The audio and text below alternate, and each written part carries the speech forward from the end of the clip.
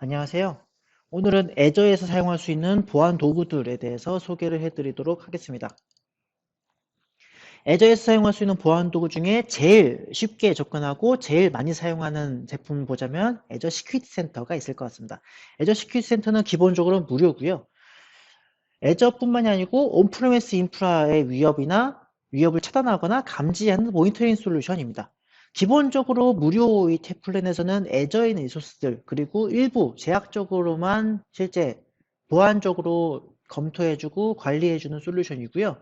이거를 구독해서 조금 더 높은 등급으로 이제 표준 등급으로 사용하게 되시면 온프레미스 인프라나 이런 에이전트 같은 거 설치를 해서 로그를 분석해줘 제공해주는 서비스입니다. 그래서 구성, 리소스, 네트워크 기반 보안 권장 사항을 제공을 해주고요.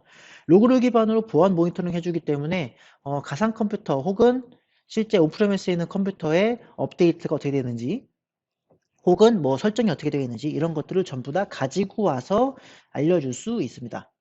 그래서 배포한 서비스의 보안 정책을 자동으로 적용하는 기능도 있기 때문에 여러분들이 실제 애저에 있는 리소스들에는 자동으로 이제 시큐리티 센터에서 이제 보안을 적용할 수 있도록 적용을 시킬 수가 있습니다. 이런 건 이제 강제로 적용을 시킬 수 있기 때문에 굉장히 유효한 서비스이고 이 시큐리티 센터를 기반으로 이제 정책들을 적용을 해 놓으면 여러분들이 이제 그 ISMS는 아직 안 됩니다만 뭐 ISO 27001이라든지 아니면 뭐 애저 CIS 같은 일반적인 인터넷에서 권장하는 보안 정책들이 있을 거예요. 그 보안 정책들을 애저 시큐리티 센터에서 다 찾아줘요. 그걸 다 찾아주고 그런 것들을 어떻게 수정하면 된다. 이런 것들은 수정을 해야 된다. 수정하면 안 된다. 수정하면 안 된다. 정상 잘 지키고 있다.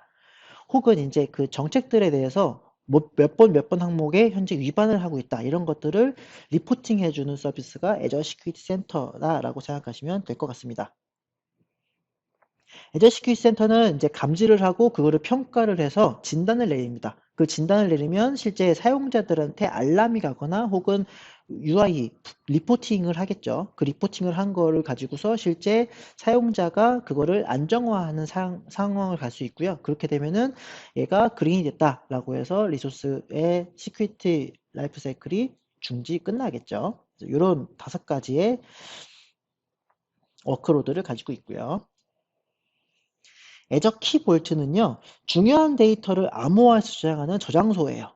그래서 애저 키볼트는 이제 키 발레 패턴이라는 이제 그 패턴을 가지고서 사용할 수 있는 툴인데요.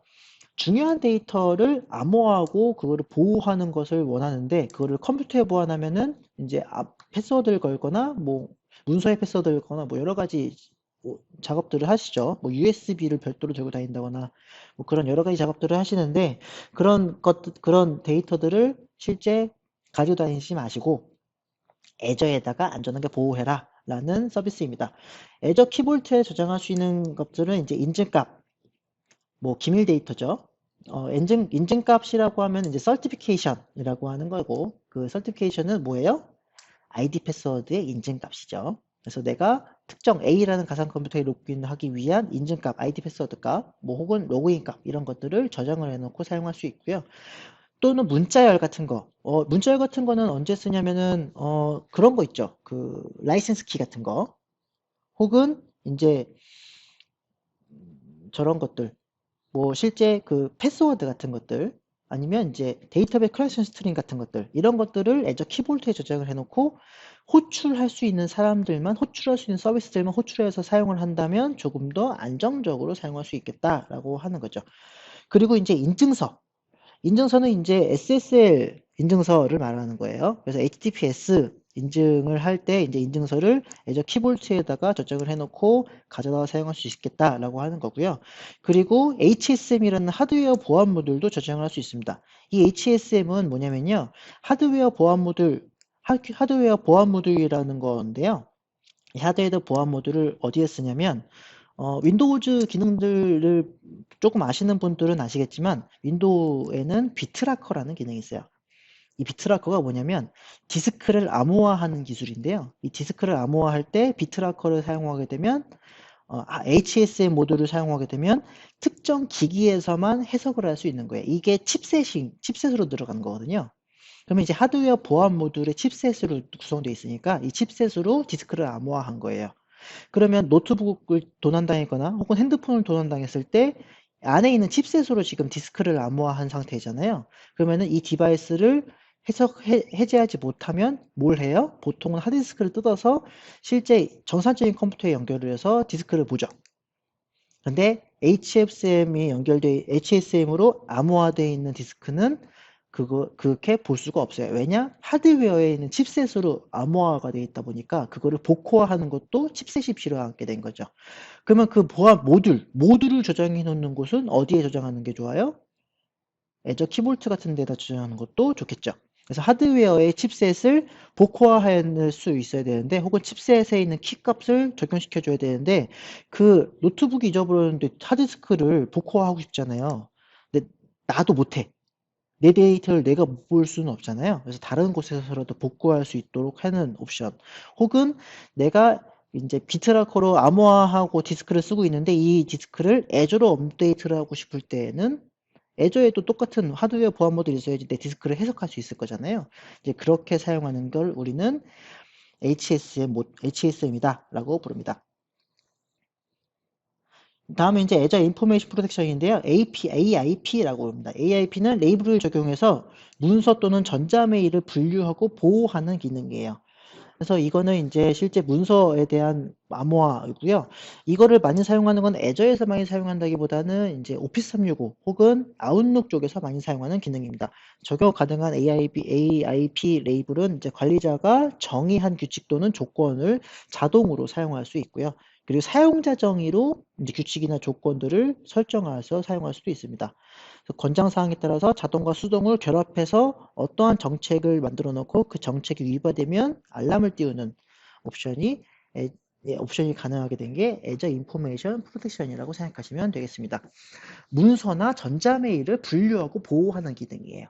뭐 스팸 같은 것들도 AIP 같은 걸로 제어를 하겠죠.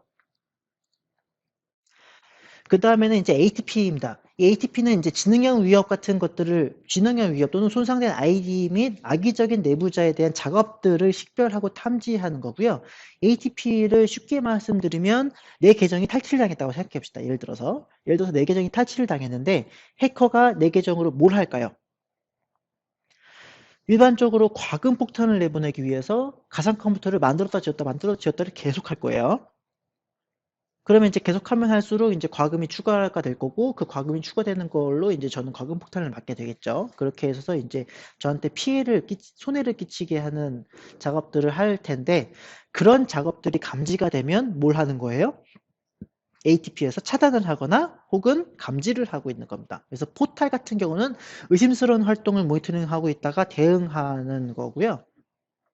센서 같은 거는 도메인 컨트롤러에 직접 설치가 되는데 실제로 이게 이슈가 있는 작업들을 하는지 안 하는지를 감지하는 솔루션입니다. 클라우드 서비스는 애저 인프라에서 실행이 되고요. 이런 거는 이제 그 해킹을 하기 위해서 풋프린팅 같은 걸 하기도 하고, 혹은 해킹을 하기 위해서 이제 뭐 ASK 인젝션을 알리기도 하고, 뭐 실제로 많은 것들에 대한 이제 아이디 패스워드를 대입해 보기도 하고 그런 여러 가지 작업들이 있을 건데 그런 것들을 계속 하다 보면은 막는 거죠. 일반적으로 이제 웹사이트에서는 많이 적용되어 있는데 패스워드 몇 회 틀리면은 몇 시간 동안 잠기고 혹은 뭐 은행에 와서 이제 패스워드를 찾아야 되고 뭐 이런 것들이 있잖아요. 그런 옵션들이 좀 지능적으로 개선되어 있는 게 우리는 ATP라고 부른다라고 보시면 좋을 것 같습니다. 자, 그러면 이제 이 많은 서비스들 중에서 이제 키볼트에 대해서 키 자격 증명에 대해서 실제 시연을 해보도록 하겠습니다. 예, 애저 포털에 로그인을 하고요. 검색창에 키, 키 자격 증명 모음이라는 걸 들어가 보도록 하겠습니다. 아무것도 없죠. 여기서 추가를 눌러주시고 실제로 애저 키볼트를 하나 생성해 보도록 하겠습니다. 구독은 우리가 사용하는 구독을 해주고 리소스 그룹은 my rg KV, 키볼트라는 걸로 만들겠습니다. 자격증명은 유니크 해야 돼요. 전 세계에서 유니크 해야 되기 때문에 키볼트 테스트 어쩌고 체크박스 떴고요. 지역은 아시아 남동부, 동남아시아로 갈게요. 그리고 가격계층은 표준으로 하고 나머지는 그냥 그대로 두고 생성을 해보도록 하겠습니다. 그럼 유효성 검사를 할 거고 유효성 검사 끝나면 만들기 버튼을 클릭해서 키 볼트를 배포를 해보도록 하겠습니다. 그럼 이제 만들어지고 있을 거고요. 키 볼트는 생각보다 빨리 만들어져요. 그래서 조금만 기다리면 될 것 같습니다. 키 볼트 배포가 끝났고요. 리소스 이동을 클릭해서 키 볼트로 이동을 해보도록 하겠습니다.